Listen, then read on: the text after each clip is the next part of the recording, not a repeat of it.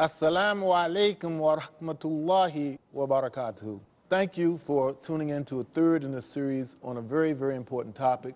That is, the topic is renewing civilizations, what we can learn from the best practices of the Muslims. When we began this series 2 shows ago, we offered that the world is in 3 major crises and that it's time for us to have conversations about how to bring civilization back into balance.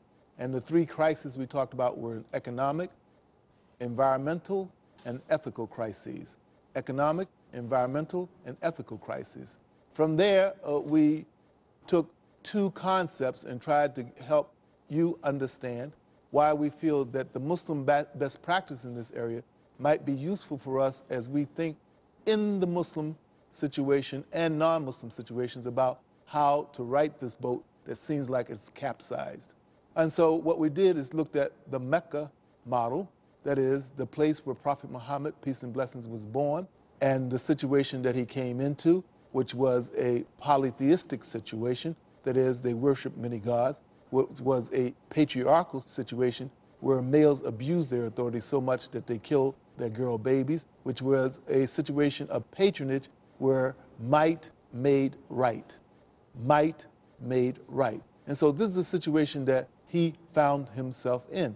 And so we talked about the Mecca model in that particular regard. And we looked at a situation of how people reacted to his message, because they had a reaction to his message, and his reaction to them was one of forbearance. Their reaction to Prophet Muhammad, peace and blessings be upon him, was first a reaction of resistance.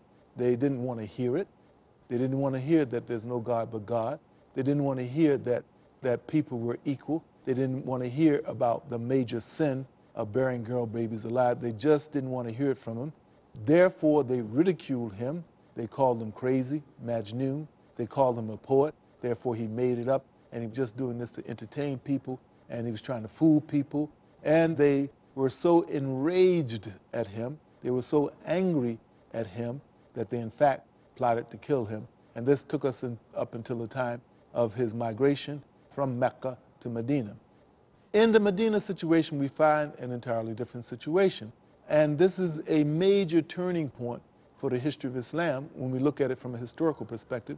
Indeed, it's so major a turning point that the Islamic calendar is not based on the birth of Prophet Muhammad, peace and blessings be upon him. It's not even based on the time that he got his first revelation. And it's not based on the death of Prophet Muhammad, peace and blessings be upon him. It's based on the immigration from Mecca to Medina, because this immigration was a major change, a paradigm shift, if it were, a model shift in the way that Muslims function. In Mecca, they had been a minority. In Mecca, they had been persecuted. In Mecca, they had been boycotted. In Mecca, they had been threatened with death. In Mecca, they were seen as a thorn in the side of the people in authority. When they made this migration, to Medina, it was a very, very different situation. There, they were asked to come. There, they accepted the authority of Prophet Muhammad, peace and blessings be upon him, as the prophet. Even if people didn't believe as he did, as with the Jews, they accepted his authority. This is a very, very different situation, and this is a major model shift in the function of the Muslim community at this particular time. We noted 2 geniuses of Prophet Muhammad, peace and blessings be upon him, at this particular time, handling the issue of the merger between 2 different cultures, 2 very different cultures, one being an agricultural culture and the other being a commercial culture. One, Yathrib, being an agricultural center, and Mecca being a commercial center. And we pointed out that we couldn't go into the details of this matter, but if you want to read more about this situation, that you'd pick up a book, a very short book by a brother named Al-Umari, and that's spelled A-L'-U-M-A-R-I, and the name of the book is Medinian Society at the Time of the Prophet, peace and blessings be upon him. Medinian Society at the Time of the Prophet, peace and blessings be upon him. This book is published by an organization known as IIIT, IIIT, out of Herndon, Virginia, and I believe the copyright date is 1995. And if you go on the internet and Google it, it'll be very, very easy to find. If you go to any major bookstores, you can find it. Particularly, I know at the Islamic bookstores, you can find it. Anyway, you'll find the details here. So this migration from Mecca to Medina occasioned a major paradigm shift in the way of being for the Muslims, and was a major point in history, so major that the Islamic calendar this year is 1430 or 1431, 1430 going into 31 after Hijrah.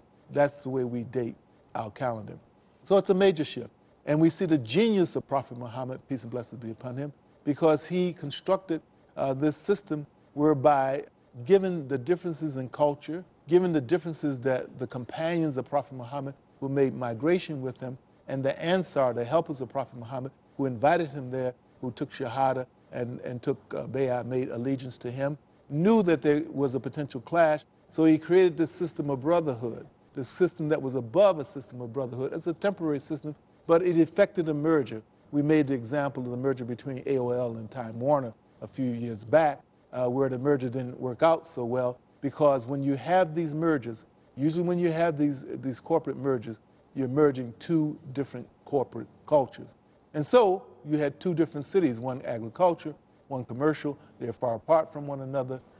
And the reality is that there were two different cultures, plus you had two different groups of people. The Ansar, who went and got Prophet Muhammad, who probably thought they would be favored because of that, and the Muhajireen, the people who made Hijrah from Mecca to Medina, whom probably thought to be favored. And the genius of Prophet Muhammad in dealing with this merger in this particular way, by making this brotherhood between the two in such a way that the people couldn't fight about this thing, about the difference. Okay, the other bit of genius that we referred to in our last program, the other bit of genius that we referred to was the Charter of Medina. The Charter, some people call it the world's first constitution. Not exactly a constitution, not really in the terms that those of us in the United States would call a constitution, but certainly in terms of laying out rights, obligations, and responsibilities, certainly in terms of laying out rights, obligation, and responsibility, was a very, very important document in terms of laying out the rules of government. And this is why we call it mutuality. In other words, that there is a reciprocal relationship between those people who came under the authority of Prophet Muhammad, peace and blessings be upon him, and Prophet Muhammad. If you read, and I would recommend that you read it, again, if you have access to internet, everybody doesn't. This is a fairly easy document to get. There's more than one version of it. You can find that if you look at this Charter of Medina, you'll find that this is a mutual relationship wherein, on the one hand, people come under the authority of Prophet Muhammad, peace and blessings be upon him, and on the other hand, what they get in return is protection, what they get in return is stability, what they get in return is justice. And this is what we call the rule of law. As we closed the last program, we pointed out what the rule of law means in any situation is that everybody within the body politic is going under the same regulations, under the same values, under the same code. Everybody in the body politic. There's no distinction between somebody who's high up and somebody who's low, no distinction based on nationalities, no distinction of the like. And so if you look at this document, you'll find that this rule of law had this Charter of Medina, had this kind of mutuality where there was a reciprocity between the two groups. In other words, there was a trade-off. You know, you gave up one thing, but you got another. You gave up your absolute sovereignty, but you got justice. And so if we understand this, we find the second kind of genius of Prophet Muhammad, peace and blessings be upon him. First kind being the constructing this brotherhood, this higher than brotherhood between the Ansar and the Muhajireen. And the second kind of genius of Prophet Muhammad, peace be upon him, was the Charter of Medina, where we had the rule of law that was instituted. And that's our second concept. First concept was forbearance.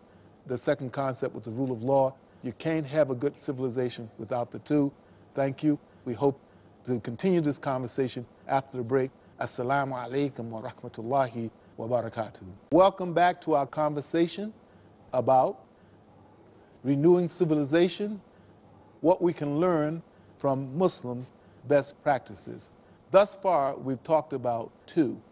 One value is forbearance, and that value that includes patience, that includes tolerance, that includes being good-natured, even in the face of adversity. This is what you need to be, and particularly in a multicultural situation, which what Prophet Muhammad, peace and blessings be upon him, had from the very beginning. Even in Mecca, it was a multicultural situation, and definitely when they went to Yathrib, which became Medina, right? So forbearance is very, very, very important. Patience, tolerance, good-naturedness is very, very important. When you're in a situation where people who don't have the same cultural background as you, you're going to run into situations where there's going to be a little tension. You're going to run into situations where there's going to be a little friction, and you need him or forbearance in that situation. The other thing that you need is something called the rule of law, that everybody in the body politic is subject to the same regulations, the same punishments. Everybody in the body politics is subject to the same sanctions, no matter what your role, no matter what your station, no matter what your ethnicity, no matter what your gender, no matter who your father is, no matter what family you came from. The rule of law is absolutely essential to having a thriving civilization. And then when we look at some of the things that are going on in the world, on the worldwide scene, we can see why we have ethic problems, because we have corruptions in many, many societies where there's no such thing as the rule of law. Okay, so we have forbearance and the rule of law. We're now in our third episode, and we're taking up the issue of God consciousness. We're taking up the issue of God consciousness. And what is it that we can learn from the Muslims in terms of renewing civilization? We can learn about cultivating consciousness of the Creator. We can learn about cultivating consciousness of the Creator. When we take a look back at the Charter of Medina, we find that this charter, you'll find a line in the charter, the translation of which from the Arabic, is that this charter is approved by Allah. This charter is approved by Allah. Now, in this post-Enlightenment world, the problem is that many people feel that there's no need for God, even though in a country like the United States of America, where I come from, when Gallup, the famous polling entity, and you can go to gallup.com or gallup.org, and you find these many, many polls, that more than 90% of the people in the United States, in a technologically advanced, modernistic society like the United States, they believe in God. If you believe the Gallup polls, G-A-L-L-U-P, if you believe the Gallup polls, you'll find that more than 90% of the people, constantly, after polling people time after time, they believe in God. I think the difficulty is, in my view, is that there's no God consciousness, something that the Muslims call taqwa. But for our purposes, because we're talking to a broader audience, there's no God consciousness. And so what we think that you can learn from Muslim civilizations, what we can learn from the Muslims' best practices, is the cultivation of a God consciousness. And so if we look at the charter, one of the first things that the Muslims wanted to do when they made Hijrah is cultivate this God consciousness. That the authority for what Prophet Muhammad, peace and blessings be upon him, did came, for the authority for what he did came from this concept of God consciousness. And so you say, and you'll find a line in there, you know, that Prophet Muhammad is a messenger of God, and that all disputes in this charter would be referred to Allah or God and his messenger. So the authority, and by authority means the right to do something, the right that anybody had to do something, the right they had to say whether something was right and wrong, would go back to the Creator, God, Allah. This is a very, very important concept, because even though we find this idea enshrined in the founding documents of a country like the United States of America, we find that oftentimes it's not put into practice. I mean, if you look at the Declaration of Independence, one of the founding documents of the United States of America, we find we hold these truths to be self-evident, that all men are created equal, and that they are endowed by their Creator with certain unalienable rights. That they are endowed by their Creator with certain unalienable rights. Now, these words are enshrined in the Declaration of Independence, right, of the United States of America. But you don't see it so much carried out when people take office and they have political office and when they rule. And what we're suggesting is that people need to get back to the basics. Even if you look at some of the documents that preceded, from which ideas about the Western liberal democracy that's enshrined in the United States Constitution came, you find this God consciousness. If you look at the document that inspired to a large extent Thomas Jefferson, who was one of the major framers of the Declaration of Independence, we'll find in the second treatise on government by John Locke, we find that John Locke, when he talks about the state of nature, he starts by talking about Genesis, the first book of their Bible, the Christian Bible, and whether or not property was owned by Adam and whether or not he could pass it on to his progeny.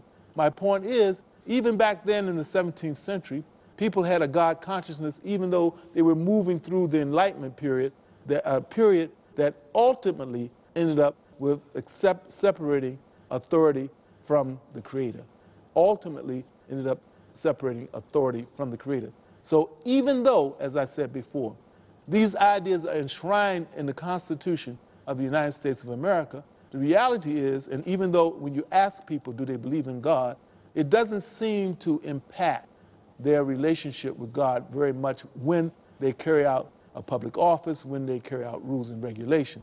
So this is a very, very important point, and I think this is something that people can learn from the best practices of Muslims. Okay, that's the first point, the issue of authority. Where does it come from and how do we exercise it? The second is kitab or book. The book that Muslims look to for guidance, the book that's central to Muslim understanding of who they are, whether in family, whether in community, whether in nation, whether a member of the worldwide community, is the Quran. The book that Muslims use in order to understand their self-identity is the Quran. And this book is the central focus of Muslim identity and the central focus of Muslim understanding. The difference between Muslims and Christians in this regard is important to note.